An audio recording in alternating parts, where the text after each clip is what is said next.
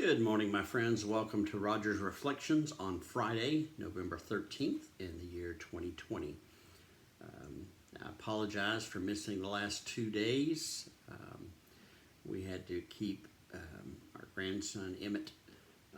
His mama had wisdom teeth out, and so I have discovered it's hard to do this type of work with a inquisitive 15-month-old around. So anyway, it was a great joy, but I'm back. So here we go.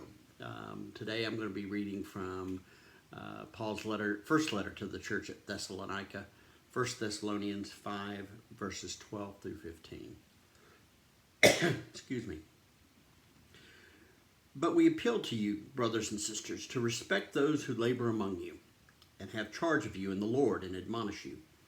Esteem them very highly in love because of their work. Be at peace among yourselves.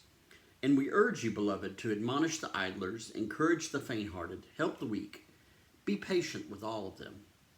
See that none of you repays evil for evil, but always seek to do good to one another and to all. It's the last part of his letter here, and it's interesting how he just says, okay, here's some things I forgot to tell you. So some good words of advice for us. He says, respect those who labor among you, those who do work on your behalf, your teachers, your Sunday school teachers, your choir directors, staff, the people who are guiding and directing your finance committee. We meet tomorrow. All the folks who are doing the work of the Lord, give them your respect. Pray for them.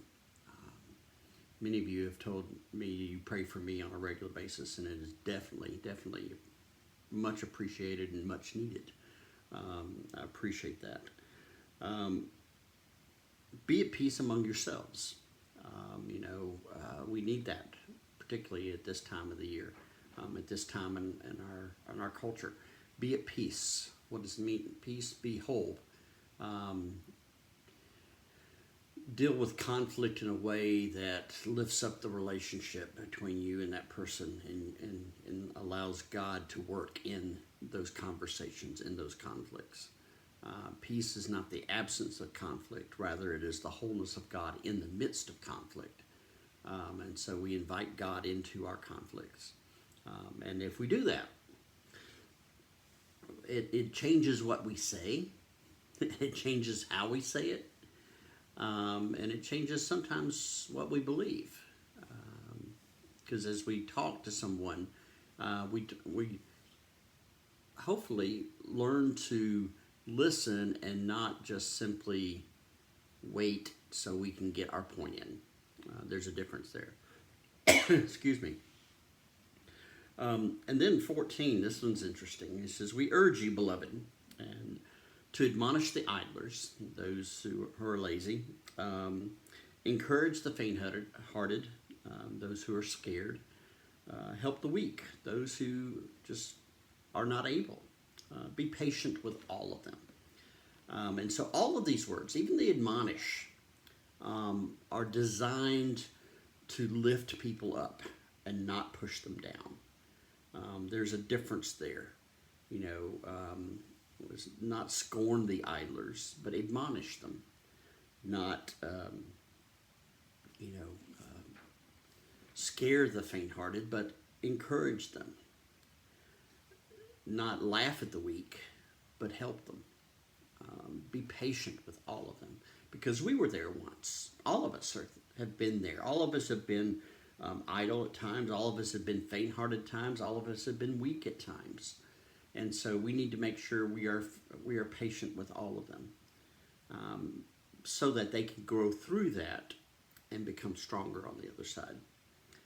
And see that none of you repays evil for evil, but always seek to do good to one another and to all. How we respond to evil is a key component of how we live our lives as followers of Christ. And I like this. He says, seek to do good to one another and to all. Seek. Paul understands that it is not always possible. I mean, let's just be honest. It's not always possible to do good to one another and to all, but seek to do it. Be intentional about it. Start there, and then if you can't, then things go differently. But a lot of times people go directly to chastising, go directly to scorning, go directly to mocking, go directly to whatever punishing consequences of actions. They go directly to condemnation and judgment. But we need to start with doing good to one another and to all. And so here's a thought. Here's a practice for you.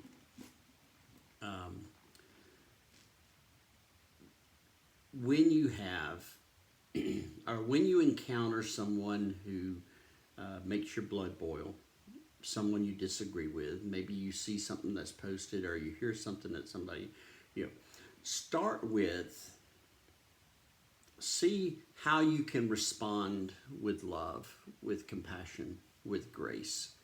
What does it mean for you to seek to do good to that person or that group or that organization? Start there. See what you can do. And now some of that may be harder than others. I get that. But I think if we seek that, it will shape our practices, it will shape our decisions, it will shape how we view people. And obviously, when you do that, it's always good to ask God for help. The Holy Spirit will guide and direct you as you do these things.